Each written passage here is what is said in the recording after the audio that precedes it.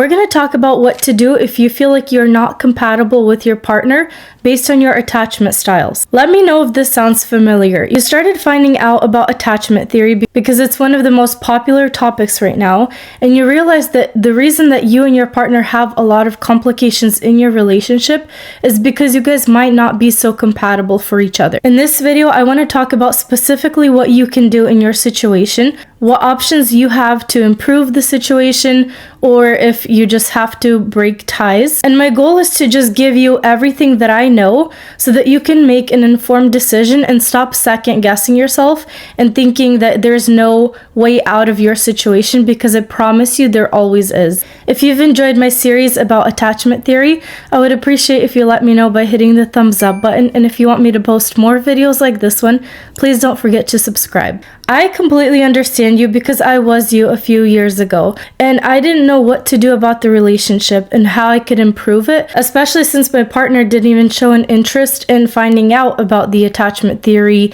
and all of this stuff that I was learning about. And instead of listening to people that were close to me that might not have understood how to build a healthy relationship in my specific situation, I wish I saw a video like this one and made my own decisions earlier so that I didn't have to have all this anxiety and worry and concern about whether or not there was a future for our relationship. Since then, it's been my mission to help people like you improve their relationship by making micro changes in their dynamic. So I really hope that you understand the value of what you're about to hear. Without further ado, let's get right into the steps.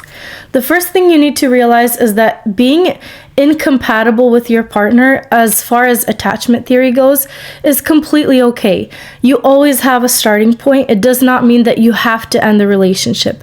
On another note, if there is a part of you that feels like the issues are just too great, or this specific person is just not it for you, then those doubts and concerns need to be digested further to understand whether or not it's a fear that you have or if there's an underlying issue in that relationship. My personal belief is that commitment is everything, and I would want to stick it out with my person as far as I can, unless there was something that was like a life-threatening situation or such a toxic environment that changing it is nearly impossible. Then in that case, maybe separation would be better. But I truly value and I love commitment, and so my advice is going to be based on this belief. I also believe that life is really short, so switching your partner every 2 to 3, 5 years, 10 years isn't going to help you in the long term to build a lasting connection, to feel like there is a person that is your home. You're going to constantly be looking for where the grass is greener on the other side.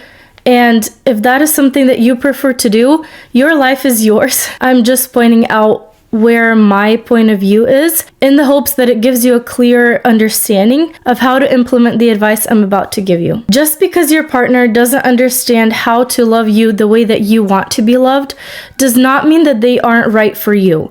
It does not mean that they are the wrong partner for you. Yes, your relationship has specific challenges that could have been avoided had you had a different partner, but let's not dwell on the past, and let's not go back to, well, if I knew, then I would have chose somebody else, blah, blah, blah. None of that is going to help you further and improve the relationship that you have now.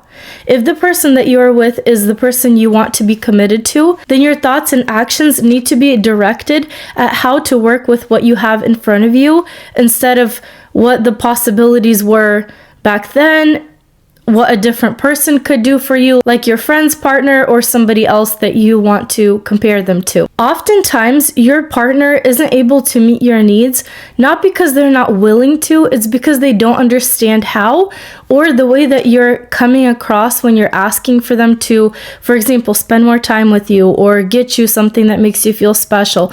The way that you're delivering that message is what's causing their response, not your actual desire. If you truly grasp what I'm telling you, you'll understand that there are so many different ways that you can say or show the exact same thing that is going to cause your partner to react differently. And I don't know your situation personally, but I do know that you can experiment with this and just see how things go. Of course, you can't control everything. Your partner's reaction might be something that you weren't expecting, or maybe there are certain circumstances, outside contributors to the situation at hand that are going to affect the result, but the best thing that you can do is try for you. There's a big misconception that we need our partner to meet us at a halfway point. We need them to do A, B, and C for us to feel X, Y, and Z. If you're able to recognize what those things are for you in your relationship and how you are responding to what your partner isn't doing with your own negative response or toxic behavior, you're going to be able to reverse this effect and hopefully encourage them to meet you there. Another thing you need to keep in mind is that you have to have patience, because it's going to change over time, especially if you've been in a relationship with a person for a while. They got used to interacting with you in a certain way, and if I asked you how your interactions are going, you could probably have a dialogue between what you and your partner say, and it would be pretty accurate to what usually occurs. If you want to change things, you need to change your formula, what you bring into that relationship, in order to change the outcome. Being incompatible with your attachments really isn't a deal breaker in most cases, unless you make it the focal point and the main conflict between you two. My approach and my suggestion is to actually minimize your focus on the things that you don't like in the relationship. And when your partner does something right that you appreciate, be super generous with your thankfulness. Be super generous with the way that you respond to them so that they can feel the emotions that they crave from you, because that's what a partnership is. You guys are constantly feeding off of each other. And if you're focusing on bringing to that relationship instead of constantly receiving, you're going to mitigate all of the incompatible issues and start viewing them as beautiful individual differences between you as a couple that make your relationship more unique. So if you've bought this idea that your relationship is a problem because of your compatibility differences, you're already going to keep adding to that, like a belief, you know? So for example, two exact opposites can exist where your relationship is toxic and your relationship is nourishing and beautiful. Whatever beliefs and thoughts you're feeding, whichever plant you're feeding, is what's going to grow. If you want to focus on the issues in the relationship, and let me tell you, every couple has some kind of issues that they're working through. There's no couple that has zero issues. You're going to create more issues in that relationship.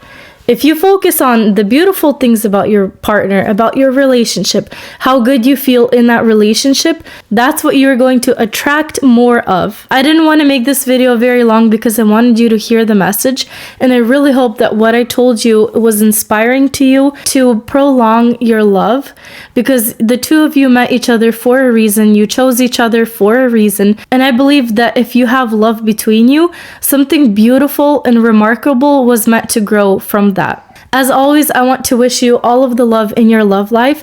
Thank you so much for watching. I also love hearing from you, so if you found a specific thing that I said very helpful, please leave it down in the comments below so that I can read it and it will make my day better. I'll see you in my next video.